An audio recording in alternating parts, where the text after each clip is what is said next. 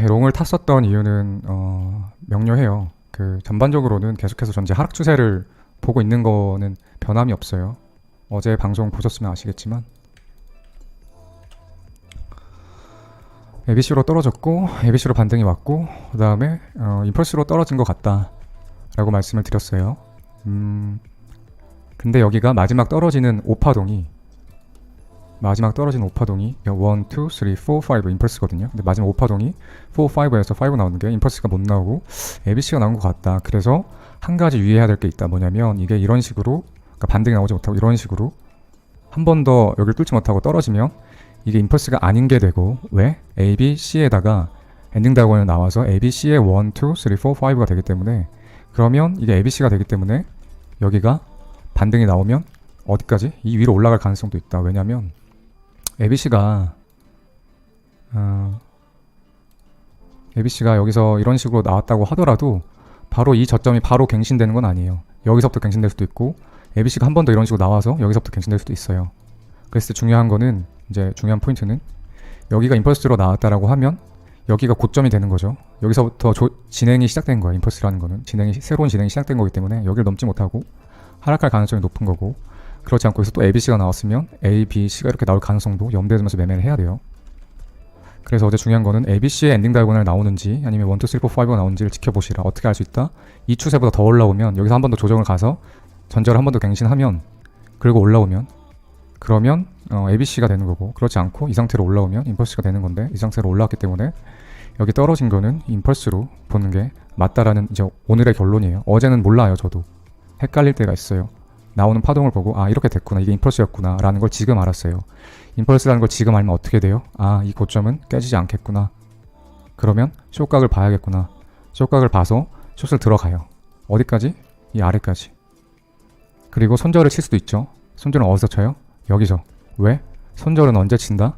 내 진입 근거가 틀렸다라고 확신이 들 때 그때 손절을 쳐요. 근데 내 진입 근거는 뭐였어요?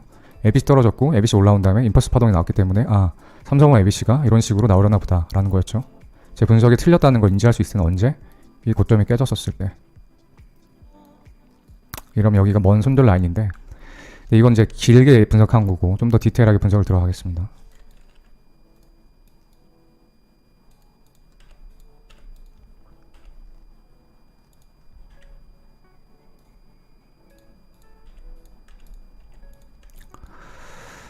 자, 지금 제가 숏을 들어갔죠. 이런 분석에 의해서. 근데 좀 더 디테일하게 말씀드리면 보통 같은 경우는 382에서 조정받고 올라와서 이렇게 올라가거든요.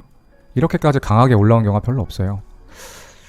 제 생각에는 둘 중에 하나인데 숏 스퀴징을 위한 거예요. 왜냐면 여기서 하락을 시켜야 되는데 사람들이 하락을 많이 받고 여기서 하락 매물대가 쌓여있기 때문에 이대로 하락하면 숏 공략한 개미들 다 수익을 내게 해주는 거죠. 그래서 여기 숏 포지션 이렇게 했는데 이렇게 숏을 타고 있는데 이 사람들을 강제 청산시키려면 어떻게 해야 돼? 빠르게 올리면 손절이 빠르게 올리면 숏 스퀴징이 나요. 손해가 커지면서 그러면서 숏 손절들을 다 하게 되죠. 그러면 이제 숏한 사람이 없어. 그러면 그때 내려갈 수 있는 거예요. 그렇게 생각할 수도 있고 아니면 이렇게 센 반등은 아까 얘기한 첫 번째 숏 스퀴징 전략일 수도 있고 두 번째는 숏 스퀴징이라는 건 맞다. 그리고 제 방송 용어가 너무 어렵다고 이해가 안 간다고 하신 분들이 있는데 그것들은 조금 직접 찾아보시면 좋을 것 같아요. 어려움처럼 되게 다양한 말을 쓰는 것 같고 어려운 것처럼 느껴질 텐데 다양한 단어를 저는 쓰지 않고 어려운 단어도 아니에요. 그냥 그게 어려운 게 아니고 어렵게 느껴지시는 거는 여러분들이 익숙하지 않아서예요. 조금만 한두 달만 트레이딩 해보더라도 이 용어들에 익숙해지실 거예요. 그러니까 스퀴즈는 짜다 하잖아요. 뭐 오렌지즙 짜다 할 때 짜다. 그런 것처럼 숏을 탔던 사람들이 하방을 보고 숏을 베팅했는데 역으로 올라가면 어떻게 돼요? 손절이 나가죠. 근데 너무 크게 오르면 어떻게 해요? 사람들이 막 숏이 손절 하면서 막 이게 손절한다는 건 뭐예요? 반대로 공매도인데 공매수를 한다는 거죠. 그러면서 도미노처럼 탁탁탁탁탁탁 이러면서 숏이 막 짜여지는 거죠. 그래서 숏 스퀴징이라고 하거든요. 하여튼 어려운 용어는 하나도 없고 그냥 다 네이버 검색하거나 구글링 해도 나오는 거니까 너무 어렵게 생각하지 마세요. 그래서 숏 스퀴징 이 장대 양봉은 숏 스퀴징 전략일 수도 있고 아니면 정확한 이 부분 파동 카운팅은 모르겠으나 1, 2, 3, 4, 5로 본다면 임펄스로 볼 수도 있어요. 근데 이렇게 보면 말이 안 되죠. 고점 찍고 임펄스 하락했는데 여기서 다시 임펄스가 나오는 건 말이 안 되죠. 그러면 여기가 임펄스가 아니거나 여기가 임펄스가 아니거나 둘 중에 하나예요. 그러면 우리는 트레이더니까 선택을 해야 돼요. 뭐가 더 확률이 높을까? 내가 어떻게 하면 돈을 벌 수 있을까? 이거는 더 큰 파동이고 더 임펄스 파동이 명확해 보이죠? 이거는 아까 말씀드린 것처럼 모든 보시면 모든 임펄스 파동은 쪼개면 또 임펄스가 돼야 돼요. 그 말은 뭐냐면 1, 2, 3, 4, 5인데 처음에 나오는 1이 어떻게 돼? 1, 2, 3, 4, 5, 5파동으로 쪼개지죠. 여기도 마찬가지예요. 1, 2, 3, 4, 5, 3파동, 5파동 쪼개져요. 그리고 좀 억지긴 한데 삼각수렴을 이렇게 그어서 A, B, C, D, E로 하면 1, 2, 3, 4, 5가 되긴 해요. 그래서 5파동 다 쪼개져요. 검증을 해보면 이건 굉장히 높은 확률로 임펄스 하락파동이에요. 반대로 이거는 쪼개더라도 절대 임펄스로 쪼개기가 힘들어요. 절대는 아니지만 임펄스로 보기가 매우 힘들어요. 그러면 확률상 어떻게 해야 돼요? 나도 뭐가 임펄스가 맞는지는 저도 몰라요. 시간이 지나봐야 알 수 있어요. 하지만 시간 지나는 건 우리한테 아무 의미 없죠. 시간이 지나기 전에 지금 현재 이 순간에 우리는 의사결정을 해서 돈을 벌어야 돼요. 높은 확률로 베팅할 수밖에 없어요. 그럼 이걸 임펄스가 맞다고 생각하고 이거는 ABC 조정 파동이 나왔나 보다 라고 판단을 하는 거예요. 그리고 디테일한 숏타점은 어떻게 잡느냐, 한번 올라왔었다가 한번 더 올라왔는데 RSI가 그러니까 여기서 급상승이 나오면서 15분봉 RSI 보시면 많이 올라왔는데 다음에 가격이 또 상승했음에도 불구하고 RSI는 오히려 떨어졌죠. 가격은 올라갔는데 보조지표의 가격은 떨어지면 이거는 하락 다이버전스예요. 하락 다이버전스는 하락적으로 추세가 전환된다는 거예요. 그렇기 때문에 제가 여기서 숏을 타서 여기서 숏 탔던 평단을 높였어요. 그래서 제 평단이 아까 보시는 것처럼 1692 정도 돼요. 딱 여기. 그러면 이제 타점이 나쁘지 않기 때문에 선택을 할 수 있어요. 뭐냐, 한 번 더 지켜볼 수 있어요. 만약에 이게 일단 숏한 근거가 또 있는데 여기가 넥라인이거든요. 그러니까 넥라인이 뭐냐면 어제도 설명드렸지만 이때 여기가 계속 지지받았었어요. 고점 찍고 내려왔을 때, 고점 찍고 내려왔을 때, 고점 찍고 내려왔을 때 한 번, 두 번, 세 번, 네 번, 다섯 번, 여섯 번 지지받고 일곱 번째 떨어졌거든요. 지지받았던 지점이에요. 여기 넥라인이. 여기가 깨지면 넥라인이 깨지면 그러니까 여태까지 계속 지지받던 데가 깨지면 다음에 올라올 때 저항으로 작용을 해요. 그래서 이때도 저항을 받고 못 올라오고 결국 도로 떨어졌죠. 마찬가지예요. 지금도 보시면 이때 모양과 지금의 모양이 유사하다는 거 보실 수 있어요. 그렇죠? 이때도 해쇼를 그리고 넥라인 깨면서 임펄스 5파로 떨어졌고 이때도 해쇼를 그리고 넥라인 깨지면서 임펄스 5파로 떨어졌죠. 동일한 패턴이에요. 그래서 이 동일한 패턴은 뭐라고 하냐면 프랙탈이라고 표현해요. 프랙탈 우리들은. 그러니까 동일한 프랙탈이라고 보면 동일한 구조라는 거예요. 차트 모양이. 그렇게 봤었을 때 생각을 해보면 여기가 넥라인이 되죠. 숄더, 헤드, 숄더, 지지. 여기서 깨져서 내려왔었죠. 반대로 올라오려다 보니까 여기서 저항을 받게 되죠. 그래서 고점 찍고 지금 조정을 받은 거예요. 물론 이 조정이 추가 상승을 위한 조정인지 아닌지는 조금 더 고민을 해봐야겠지만 어쨌든 여기서 저항을 받았어요. 그렇기 때문에 넥라인 저항 부근, 그 다음에 하락 다이버전스, 그 다음에 단기 임펄스 이렇게 카운팅하도록 놨거든요. 그리고 한 가지 더, 피보나치 떨어진 거 대비 정확하게 618 지점이에요. 618 저항을 받은 거예요. 그래서 여기는 숏을 들어가도 되겠다 싶어서 추가 숏을 타서 평단을 높여서 여기 정도 평단을 셋업을 해놓은 거예요. 그렇고 이제 중요한 관심사는 뭐냐, 자 제가 두 가지 관점이 있는데 첫 번째 관점은 이게 임펄스가 아니고 이게 임펄스다라는 거죠. 그러면 어떻게 돼? 임펄스 나왔으니까 반등 왔다가 임펄스로 떨어져야 돼요. 그러면 이게 지금 임펄스로 떨어지고 있는 중인지를 보는 거야, 자세하게. 근데 아직까지는 잘 모르겠죠. 이게 임펄스인지 아닌지 잘 모르겠죠, 정확하게. 근데 여기서 반등이 이런 식으로 세게 나온다 라고 하면 임펄스가 아닐 확률이 높죠. 그러니까 여러분들 눈에 이게 어떻게 보이실지 모르겠는데 과거 차트들 다 돌려서 임펄스였던 거랑 아니었던 걸 다 구분해보시면 이 모양이 임펄스인지 아닌지 정확히는 몰라도 본인만의 그런 본인만의 통계가 생기거든요. 아, 이걸 임펄스로 본다면 80% 확률은 맞다, 이건 70% 확률은 맞다, 이런 게 감이 생기거든요. 그래서 제가 과거 차트를 자꾸 보라고 하는 거고. 그래서 제가 봤을 때 이렇게 올라가면 임펄스가 아닐 확률이 조금 높아져요. 그래서 여기 숏 평단이 좀 괜찮은 게 뭐냐면 올라왔었을 때 충분히 여기서 차트 하던 모양을 보고 이게 임펄스인지 아닌지, 그 다음에 이 위로 추가로 올라갈 건지 아닐 건지를 고려해 볼 수가 있죠. 그래서 지금 여기가 숏인데 올라왔었을 때 본절을 할 수도 있고, 지금 일단 어떻게 될지 모르겠어요. 이대로 빠질지 올라올지 모르겠는데 올릴 수도 있고, 아니면 본절하지 않고 이거 아무래도 임펄스 같아 라고 생각하면 전 고점 여기를 손절 라인 잡고 홀딩할 수도 있어요. 제 생각에 지금 50만 개 정도, 그러니까 하나로 한 대충 한 6억 조금 안 되게 숏 들어갔죠. 여기서 아마 손절 치면 한 500만원 정도 손절 나갈 거거든요. 정고에 손절 치면 한 0.5비트 정도 나갈 거예요. 0.5비트면 550만원, 600만원 정도 나갈 것 같아요. 그래서 괜찮은 것 같아요. 손절 나가도. 왜냐면 손익비가 말이 안 되거든요. 그러니까 이게 확률 싸움이고 결국에 수익 싸움이 어쨌든 뭐냐면 수익을 보더라도 내가 뭐 100만 원을 벌어, 손해를 보더라도 100만 원을 잃어. 하지만 수익 벌 확률은 80%, 손해 볼 확률 20%. 이러면 이건 무조건 매매를 해야 되는 거예요. 반대로 자, 수익 벌 확률이 50%, 떨어질 확률이 50%, 손해 볼 확률 50%. 이런 반반이면 홀짝이죠. 홀짝이면 도박이니까 하면 안 돼요. 근데 만약에 이 50% 확률을 맞추면 극단적으로 표현할게요. 1억을 줘. 50% 확률로 틀리면 1,000원만 내. 극단적으로 할게요. 이걸 손익비라고 하거든요. 잃었을 때 얼마나 잃고 벌었을 때 얼마나 벌지, 이 괴리를, 이 비율을. 손익비가 괜찮으면 5대5여도 들어가도 돼요, 포지션에. 근데 지금 보면 저는 최소 여기서 숏 들어갔었을 때 만약에 손절이 안 나간다라고 하면 이 정도 생각하거든요. 8,000원 후반? 그러면 손익비가 한 20대 1은 뽑힐 거예요. 20배 유리한 포지션은 들어가 볼만 하다고 생각을 해서 지금 고민이에요. 이걸 홀딩 할지 아니면 여기서 정리를 본절에 하고 관망을 할지. 지금 가격이 올라오고 있는데 정고에 손절을 라인을 걸고 홀딩을 해볼지가 지금 고민이에요. 떨어지는 게 크다 임펄스 같지가 않아가지고 좀 고민이 되긴 해요.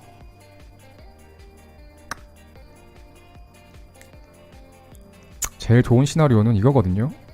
1, 2, 1, 2, 3, 4, 5, 4, 5. 그래서 3파가 1, 2, 3, 4, 5가 나오는 중이라고 생각하면 제일 좋아요. 그랬었을 때 기준이 뭐가 돼요? 1, 2, 1, 2니까 이 분석이 틀리려면 어떻게 돼요? 여기보다 올라가면 틀린 거예요. 왜? 1, 2, 1, 2라고 봤었으니까. 그러면 손절 라인 어디서 잡으면 돼요? 여기서. 딱 제 평단 되겠네요. 그래서 아마 제 생각에는 여기 이상 올라오면 본절을 하는 게 사실 가장 합리적인 것 같고, 다만 여기 떨어진 게 너무 임펄스 같다는 확신이 들고, 그 다음에 손익비가 여기서 손절 치더라도 손익비 너무 괜찮은 자리라고 생각이 들면 홀딩을 해봐도 될 것 같은데, 솔직히 저도 지금 의사결정을 못했어요. 진지하게 좀 고민을 해봐야 되는데 갑자기 좀 방송을 켜야 돼서 제대로 진지하게 고민을 안 하고 방송을 켰거든요. 그래서 저도 지금 어떻게 할지 모르겠는데 뭐가 맞는 판단인지 지금 판단이 좀 흐려지네요. 잠을 제대로 못 자서 머리가 좀 맑아야 정확하게 판단을 해서 매매를 할 텐데.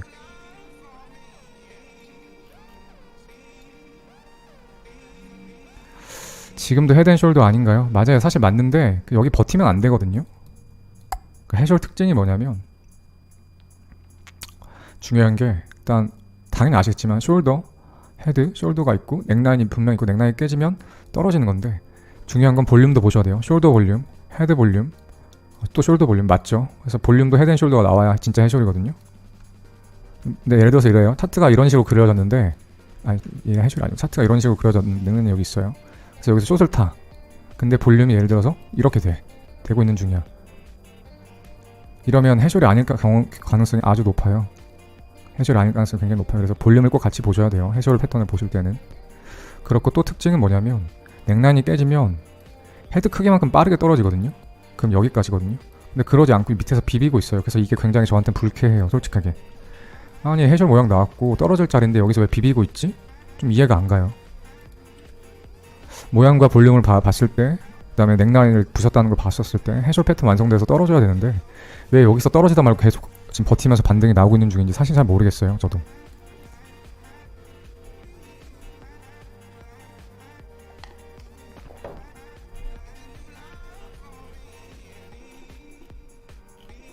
이더 보면 또 다르다고? 이더 차트 안 봤는데. 이더는 해숄이 아니네.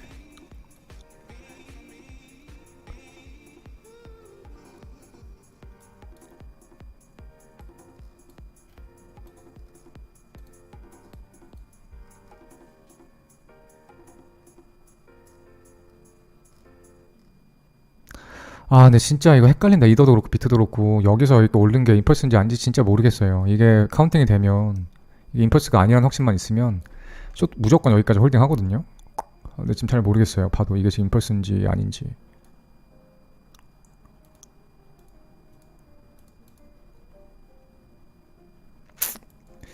이게 만약에 리딩 다이아고널 나온 걸 수도 있거든요. 이렇게 1, 2, 3, 4, 5 해서 1, 2, 3, 4, 5 그런 걸 수도 있거든요. 조금 절충안을 내자면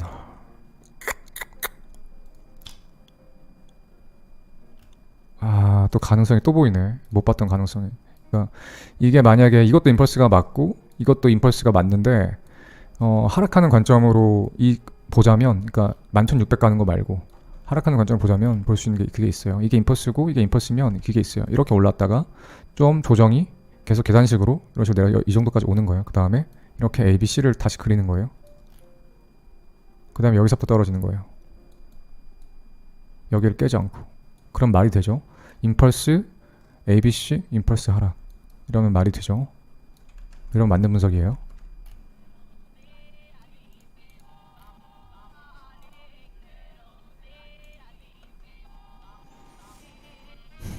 근데 아마 그러면 지금부터 고점을 깨진 않을 거예요. 왜냐면 이대로 깨지면 ABC 나오면 너무 모양이 이상해지거든요. 물론 이렇게 될 수도 있어요. C가 좀 짧게 떨어져서 이렇게 떨어질 수도 있는데, 보통 이렇게 ABC로 나올 거면 제 생각에는 이렇게 계속 내렸다가 한 0.5 구간, 최소 0.5 구간 또는 382 구간 피보나치 정도에까지 떨어진 다음에 1대1 정도 익스텐션 높이까지 올라가지 않을까 싶어요.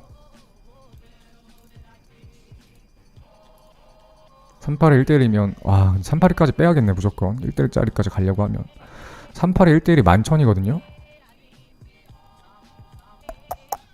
그러니까 임펄스 하락, 임펄스 상승을 다 만족시키려면 382까지 조정을 주고 1대1 올라가면 11,000이에요. 거의 아슬아슬하죠. 정고랑 이거밖에 갭이 없어요.